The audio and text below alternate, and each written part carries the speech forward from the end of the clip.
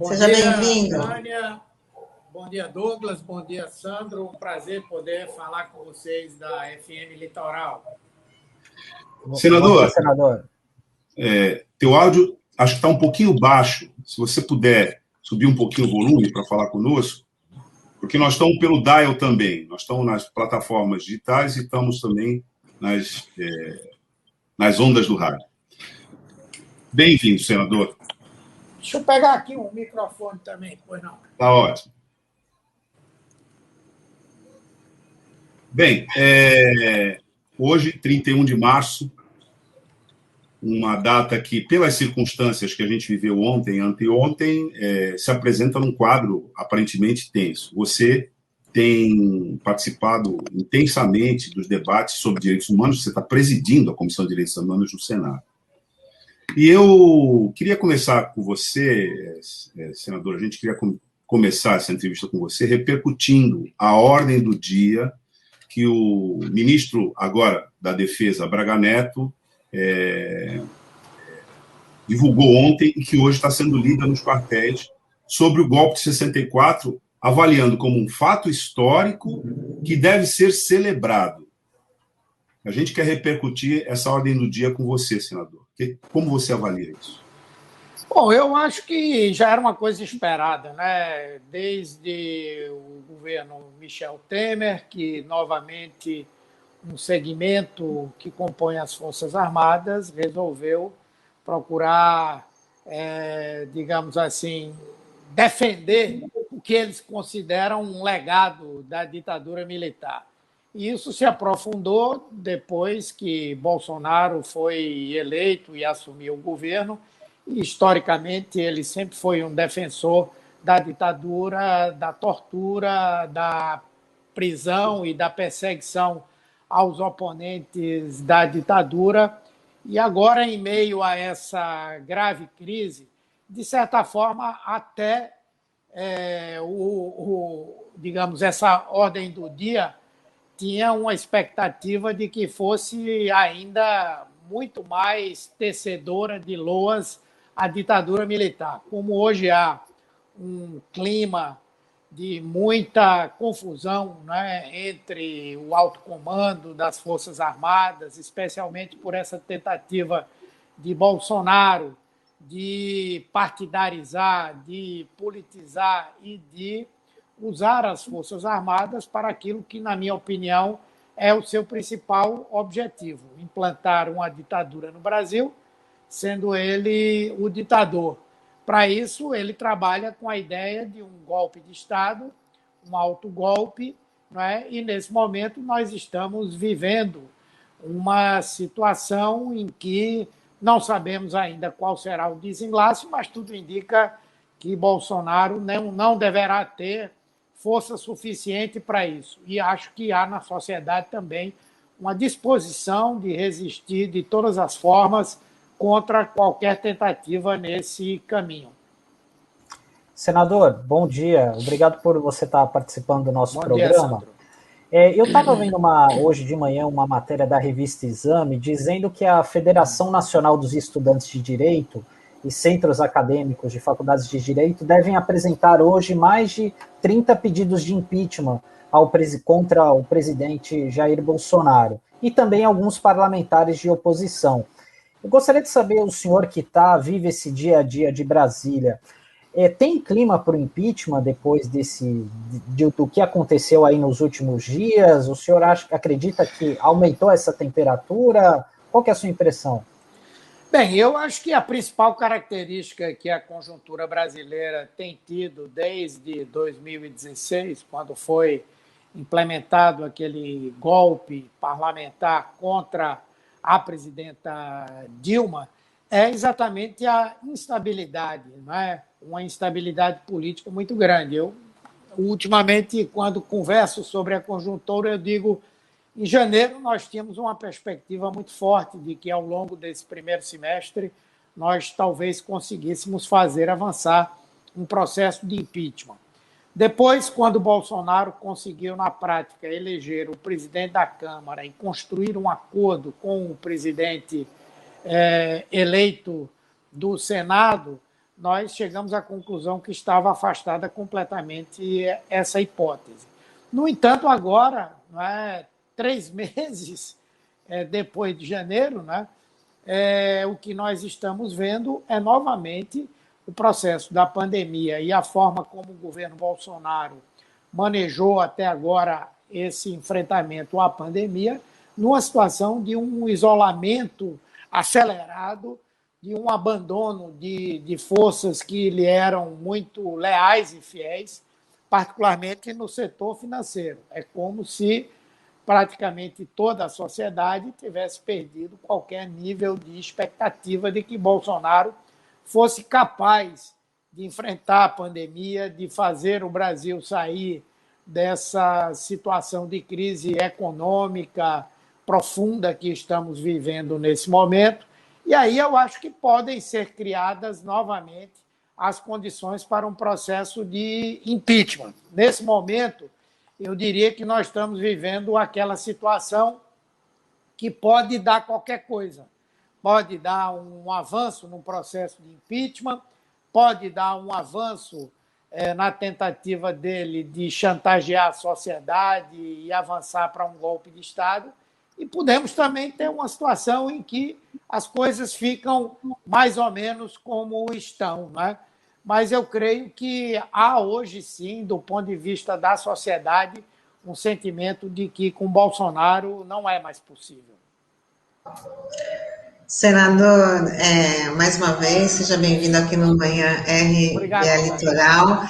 Eu queria saber a sua expectativa em relação à CPI da pandemia, visto que a gente já está aí com mais de 317 mil mortos, só ontem foram 3.700 vidas perdidas aí pela Covid-19, e o senador, o presidente do Senado, o senador Rodrigo Pacheco, ele já havia adiantado que seria difícil sair essa CPI por conta das condições virtuais, né, que agora as sessões estão sendo virtuais e isso dificultaria.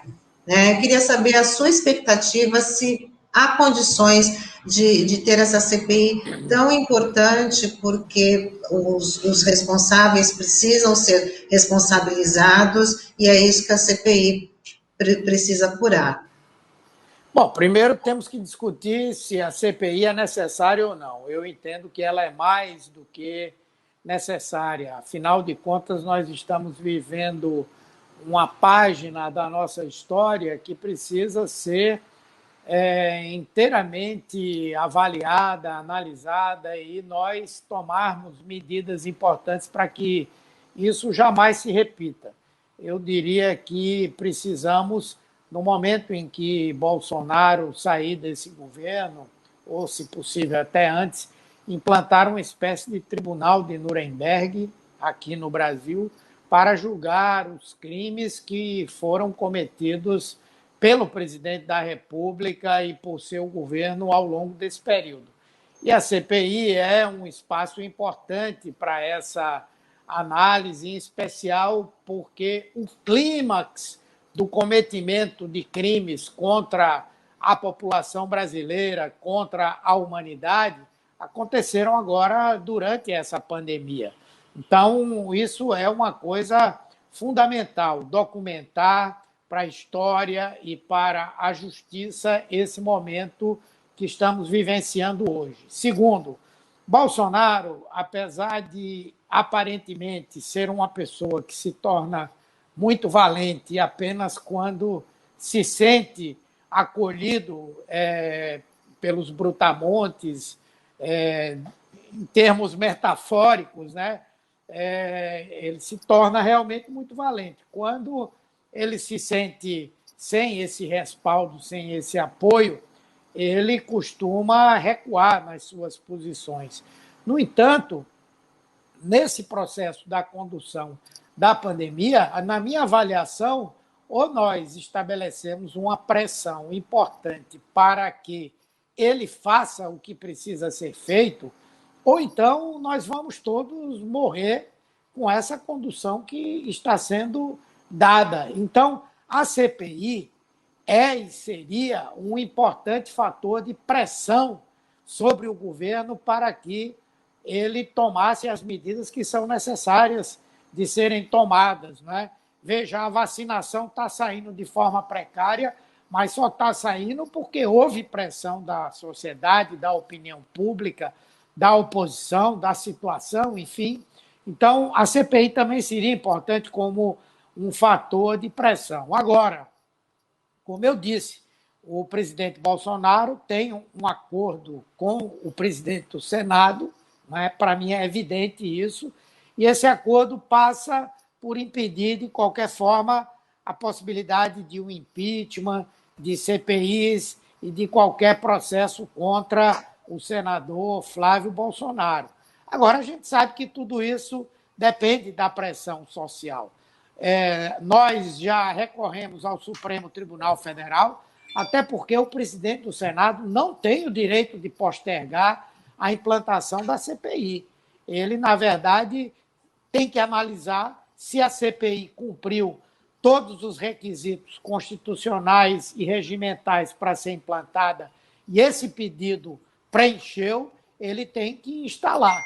Então, nós já recorremos ao Supremo para que o Supremo o obrigue a fazer a instalação da comissão e a demandar dos partidos a indicação dos nomes para nós começarmos a trabalhar o mais rapidamente possível. Essa conversa de que a pandemia dificulta a realização da CPI é uma desculpa para não implantar a proposta. Senador, e antes de passar a bola aqui para o Douglas, eu ia pedir para o Taigo colocar na tela mais um indício da importância da gente ter essa CPI. Tem aqui uma matéria de hoje, publicada na madrugada de hoje, da Agência Pública, cujo título é o seguinte: influenciadores digitais receberam R$23 mil do governo Bolsonaro para propagandear atendimento precoce contra a Covid-19. E uma outra informação importante: a Secretaria de Comunicação e Ministério da Saúde gastaram mais de R$1.300.000 em ações de marketing com influenciadores sobre a pandemia. Ou seja, mostra o quanto é importante essa questão da CPI, né? Enfim, dentre tantas coisas que ocorreram aí ao longo desse período. É muito importante. Eu queria, inclusive, que se vocês pudessem me mandar um WhatsApp com essa matéria, porque nós temos não somente feito uma fiscalização permanente sobre as ações do governo na Covid, mas temos recorrido o tempo inteiro ao Tribunal de Contas, também à Procuradoria-Geral da República, para que investigue. Inclusive, no Tribunal de Contas, nós já temos vários processos que dizem respeito à compra de medicamentos ineficazes para o enfrentamento à Covid, à existência de um protocolo para orientar a utilização desses medicamentos, e essa informação é relevante para nós agregarmos, para mostrar que não só o Ministério e o governo indicaram o tratamento, como gastaram dinheiro público para tentar influenciar a população com esse tipo de tratamento. Eu acho que é mais um motivo para nós realmente abrirmos a CPI. Senador, você como ex-ministro da Saúde, você foi o primeiro ministro da Saúde, aliás, da administração do ex-presidente Luiz Inácio Lula da Silva, deve ter uma noção, né, de todo esse complexo que seria a gestão para, enfim, enfrentar a pandemia e que agora tem se mostrado muito deficiente e nós todos estamos sofrendo com isso. Então, a gente queria ver com você, primeiro, qual é a sua avaliação com relação a que distância estamos de controlar essa pandemia. E saber de você também se, na tua avaliação, será necessário um lockdown nacional. Veja, nós estamos a uma distância muito grande para conseguirmos o controle da pandemia. Porque o controle da pandemia, obviamente, em última instância, ele se estabelece com a vacinação. Porém, só quando aproximadamente 70% da população tiver sido imunizada. E realmente se estabelece a chamada imunidade coletiva, não é? e, com isso, o vírus vai perdendo a força na sua circulação. Se o ritmo da vacinação continuar a ser o que nós estamos vivenciando agora, provavelmente nós só vamos conseguir vacinar 70% da população por volta aí de meados do primeiro semestre do ano que vem ou no final do primeiro semestre do ano que vem. Se nós tivermos um afluxo maior de doses da vacina, não, isso pode ser avançado. Porém, até que se obtenha essa imunidade coletiva, não é, o vírus estará circulando na sociedade, inclusive desenvolvendo novas mutações para se tornar mais agressivo e mais transmissível. Então, as medidas de isolamento social, de utilização de máscaras, elas vão continuar sendo extremamente necessárias. Vejam, os Estados Unidos agora já estão novamente começando a enfrentar um aumento do número de mortes e de casos, mesmo depois de ter conseguido uma redução violentíssima no número de casos e mortes, que se deu, em parte, pela vacinação. 30% da população americana, aproximadamente, já está vacinada, e, por outro lado, com essas medidas de isolamento social, de obrigatoriedade de uso da máscara e com a realização de algumas quarentenas mais rígidas, os chamados lockdowns. Então, eu acredito que nós vamos demorar a estabelecer esse controle. Fazer o lockdown seria uma coisa importante? Seria, claro que seria. Se nós pudéssemos ter o país inteiro, ainda que em momentos diferentes, não é? Tendo aí de 3 semanas a 1 mês, com todas as atividades não essenciais não feitas, não realizadas, eu creio que teríamos uma redução dramática.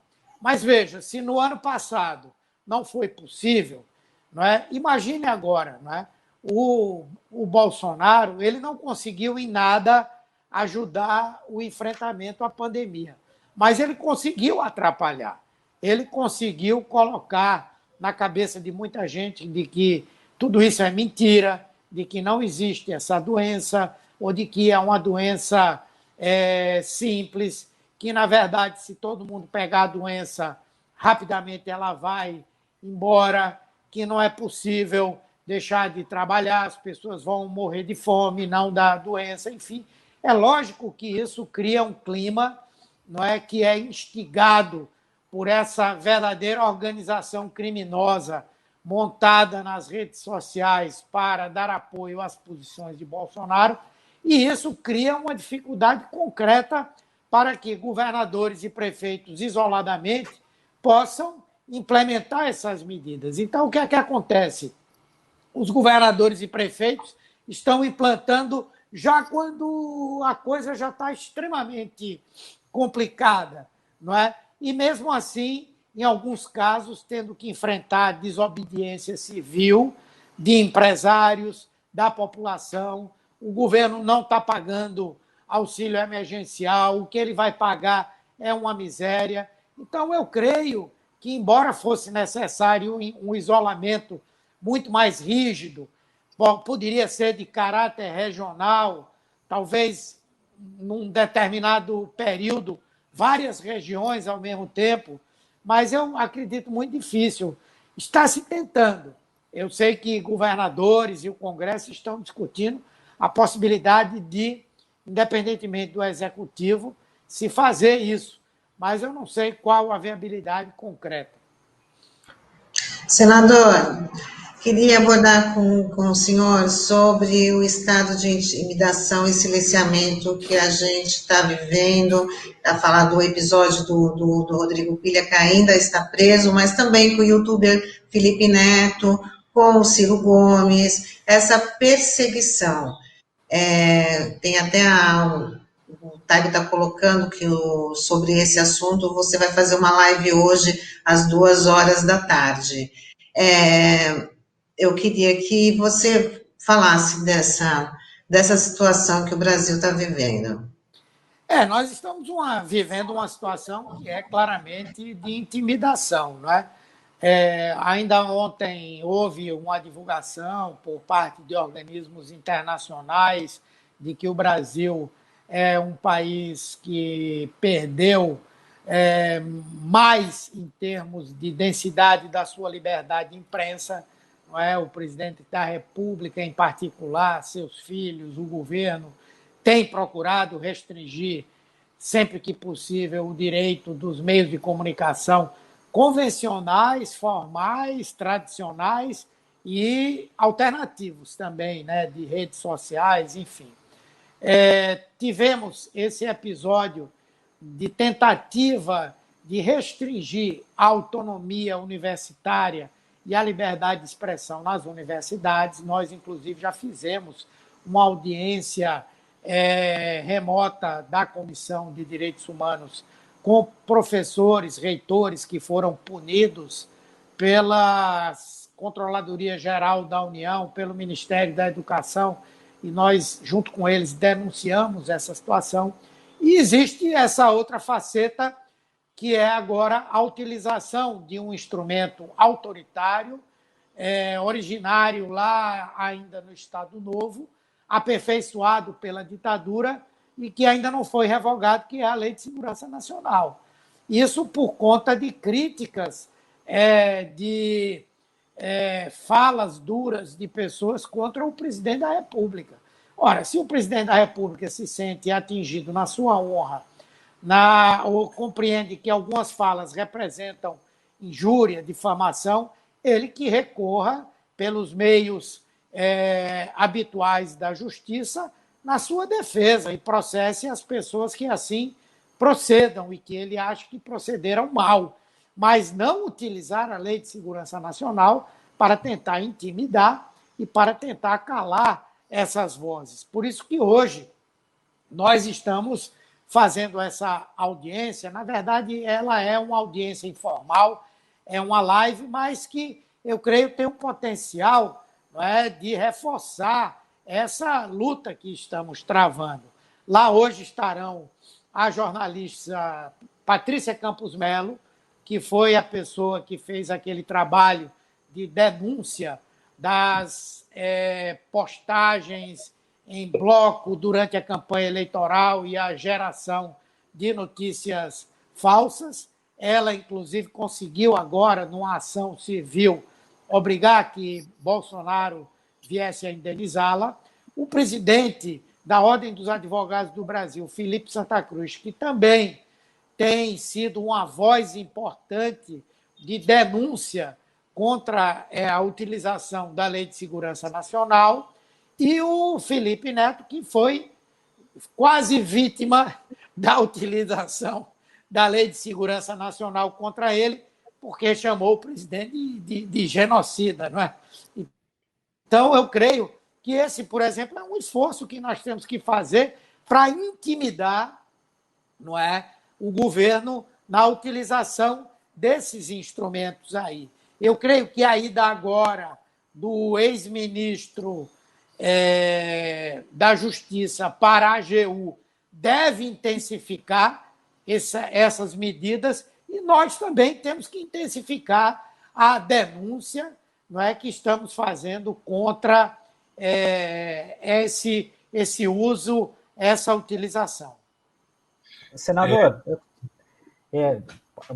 rapidinho, Douglas. Senador, eu tenho uma última pergunta aqui.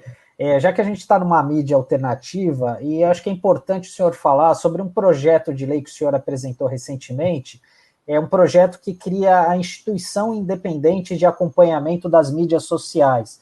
Como sempre há muita distorção em iniciativas desse tipo, queria saber qual que é a sua ideia com essa proposta, enfim, falar um pouquinho sobre isso aos nossos ouvintes.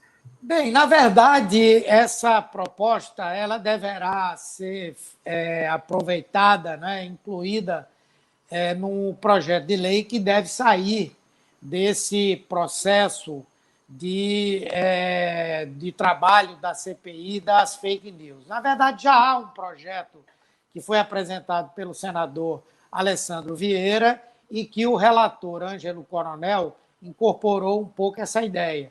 Na verdade, não é nenhuma proposta de temos algum órgão que regule as redes sociais. Não, é tão somente um espaço de acompanhamento que estaria vinculado ao Congresso Nacional, mas que teria uma forte participação da sociedade civil e que o objetivo seria, primeiro, desenvolver um trabalho de educação da população, contribuir para esse trabalho em relação às redes sociais, para permanentemente chamar a atenção para a necessidade de checagem de notícias, de informações, especialmente aquelas mais espetaculosas, não é?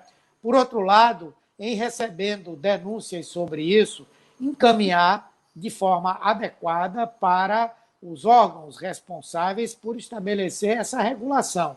De um lado, as próprias redes sociais, com a autorregulação, por outro lado, órgãos do Poder Judiciário, do Ministério Público, que possam, quando isso se caracterizar crime, estabelecer uma investigação. Então, é apenas um órgão de acompanhamento. Não tem, nessa proposta, um cenário como há hoje na Alemanha, como há hoje na própria Inglaterra e outros países que têm procurado desenvolver algum tipo de regulação. Eu acho que é uma área onde a gente vai continuar tendo que, com a experiência, ir aprendendo. Não podemos, de forma alguma, estabelecer qualquer tipo de regulação que represente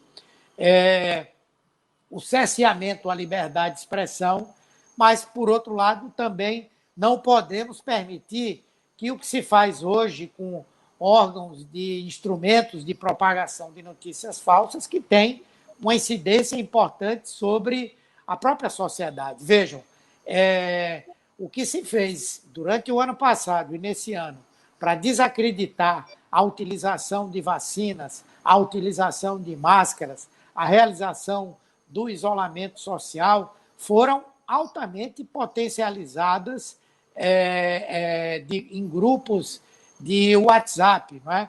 Então, por exemplo, o WhatsApp, nós precisamos discutir seriamente a possibilidade da rastreabilidade, a identificação do primeiro autor a divulgar algo que não corresponde à realidade.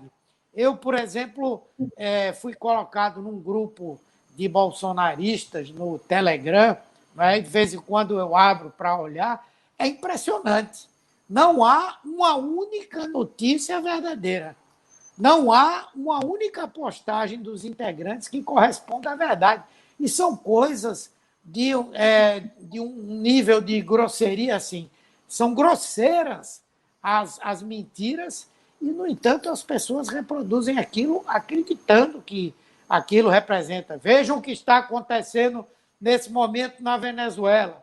Veja o que o governador da Bahia acabou de decidir e por aí vai. Então, nós não podemos nem criar mecanismos de constrangimento do Estado à liberdade de expressão, não podemos permitir também que sejam as próprias plataformas que tenham autonomia para estabelecer qualquer tipo de censura, mas nós temos que estabelecer algum tipo de responsabilização a esse tipo de prática, né?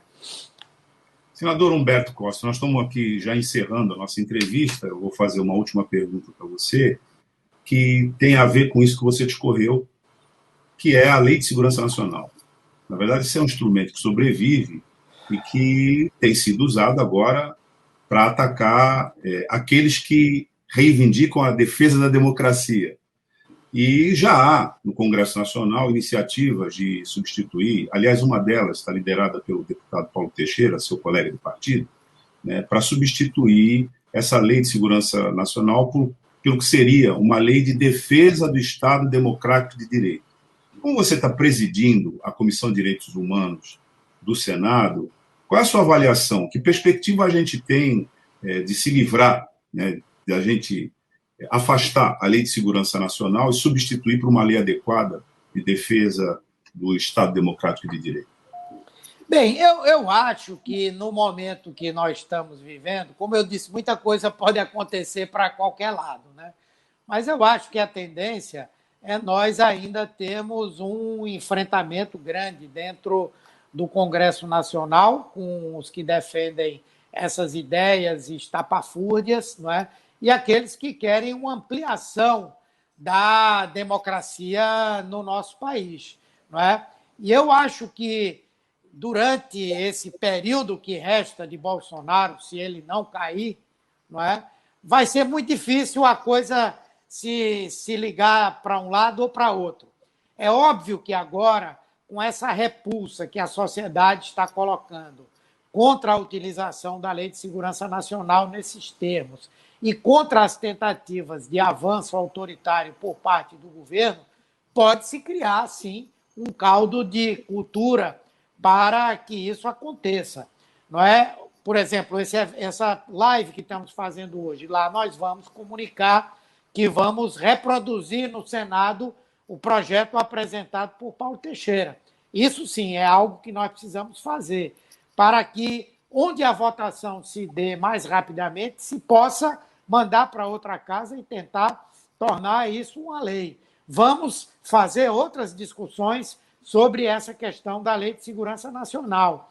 Há um pedido no Supremo para declarar a inconstitucionalidade da lei. Tudo indica que não será aprovada em totum essa inconstitucionalidade, mas é provável que o Supremo declare inconstitucionais alguns dos artigos da Lei de Segurança Nacional. Isso também é mais um passo para deslegitimar essa legislação. Então, eu diria que eu tenho um otimismo realista com a possibilidade de, ainda no governo Bolsonaro, nós conseguimos revogar essa legislação. Acho mais provável que nós possamos fazer isso como um dos primeiros atos de um eventual governo democrático que advenha depois dessa tragédia que é o governo Bolsonaro para o nosso país. Senador Humberto Costa, a gente agradece muito a tua participação aqui no Manhã Brasil Atual Litoral. Você falou aqui com a nossa audiência do Litoral Paulista e você também, pelas plataformas digitais, está falando com todo mundo. A gente agradece a tua participação, deseja que você tenha êxito no teu trabalho, particularmente à frente da Comissão de Direitos Humanos do Senado, e espera, numa outra oportunidade, continuar conversando com você. Tá bom, muito obrigado pela oportunidade, um abraço a todos vocês, e eu estou sempre aí à disposição para a gente trocar uma ideia sobre o que está acontecendo no nosso país. Um abraço. Um abraço. Tchau. Um abraço, senador. Tchau. Até.